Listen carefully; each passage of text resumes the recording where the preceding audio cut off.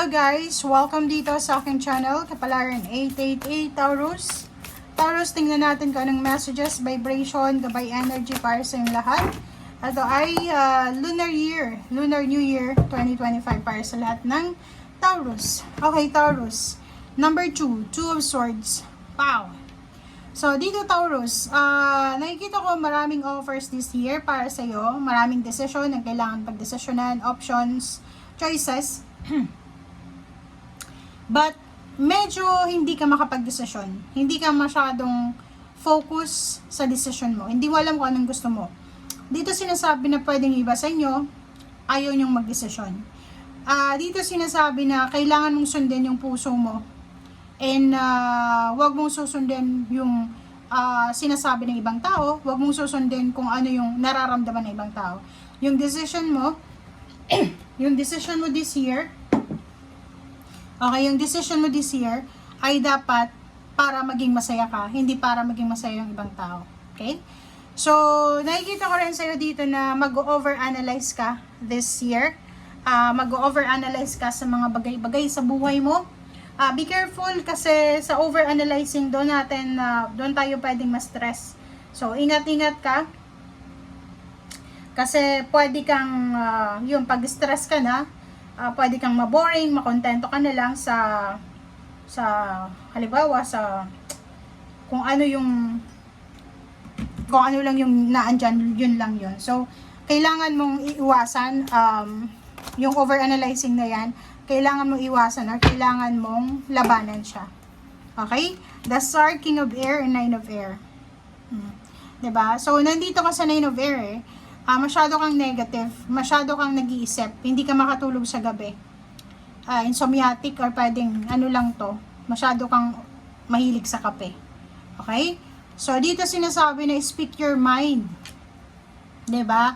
Speak your mind with confidence. Sabihin mo kung ano yung gusto mong sabihin. Okay?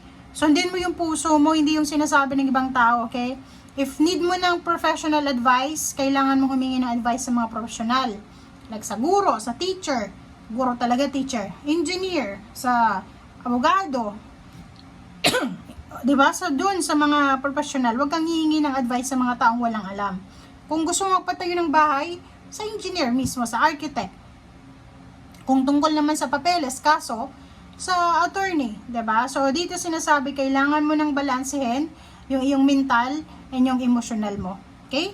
So, the Star, sinasabi sa'yo dito, Taurus, na be positive, be optimistic. Okay? Sinasabi dito na kailangan mong i-consider yung mga positive, optimistic, long-term na plano or project. Nasa tamang direction ka, huwag kang masyadong mag-panic. Okay? And be happy. Sorry. Okay. Taurus.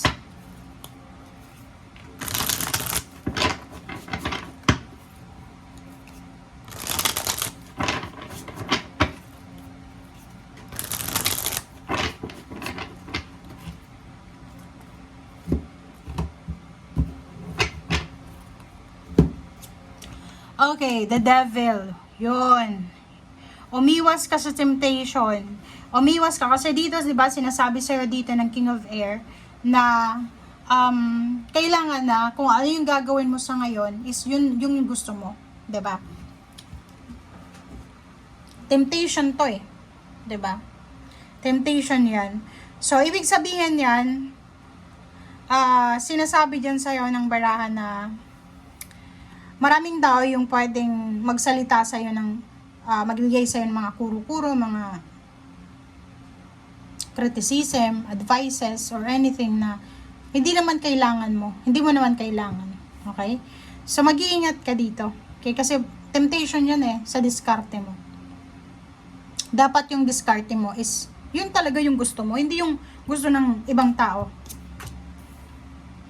Diba?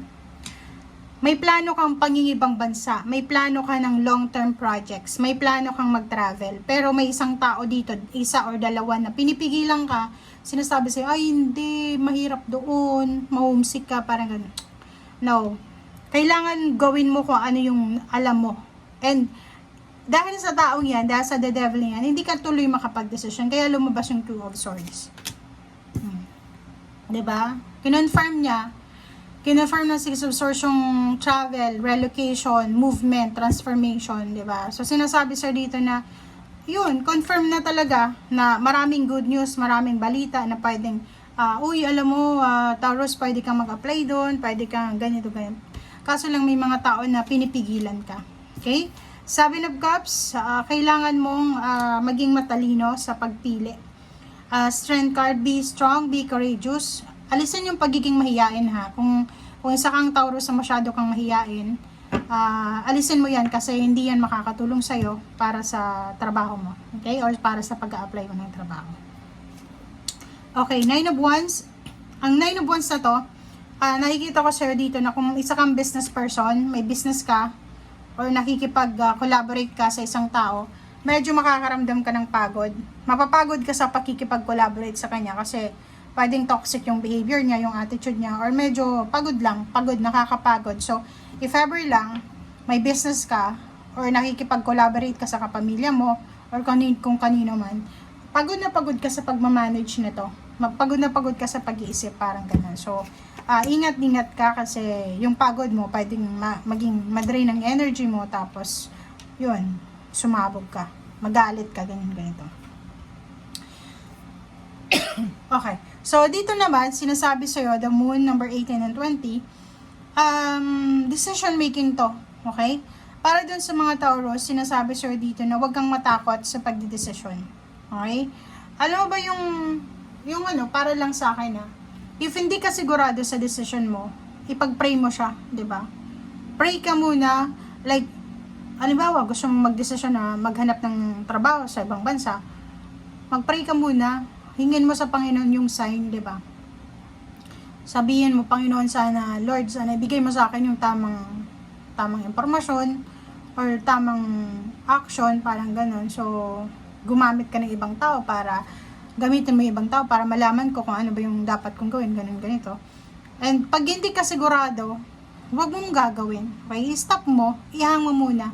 Yun, tuloy ka sa kasalukuyan mong ginagawa. Okay? Okay, Page of Cups.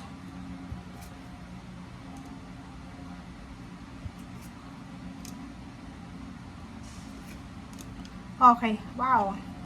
So, Page of Cups, nakikita ko sa'yo dito na isang good news ang posibleng darating sa'yo na pwedeng magdala sa'yo ng peace and harmony, lalo na sa pamilya. Siguro may pinoproblema ka, Taurus, sa pamilya mo, obligations.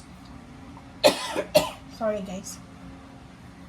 Siguro may pinoproblema ka, Taurus, sa pamilya mo, like for example, yung kapamilya mo, binibigyan sa'yo yung lahat ng obligations, financial obligations. And nakikita ko sir dito na siguro ngayon makakatanggap ka ng kwento, ng balita na may katuwang ka na, 'di ba?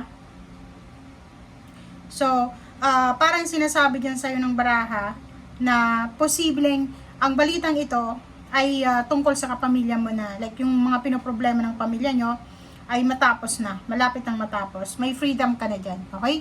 Five of Wands and Temperance. So, sinasabi diyan sa iyo na if in case lang sa usaping relationship, sa usaping trabaho, kapamilya, kaibigan, kasi matitrigger ka lalo kung pagod ka, sinasabi diyan sa'yo ng barahan na kailangan mo ng pasensya, okay?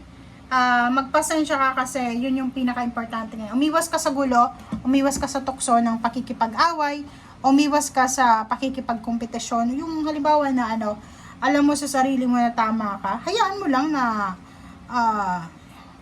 alam nila na mali ka kahit tama ka. Hindi mo kailangan na ipaglaban yung karapatan mo minsan, lalo na depende yan sa taong hindi mo kalibel.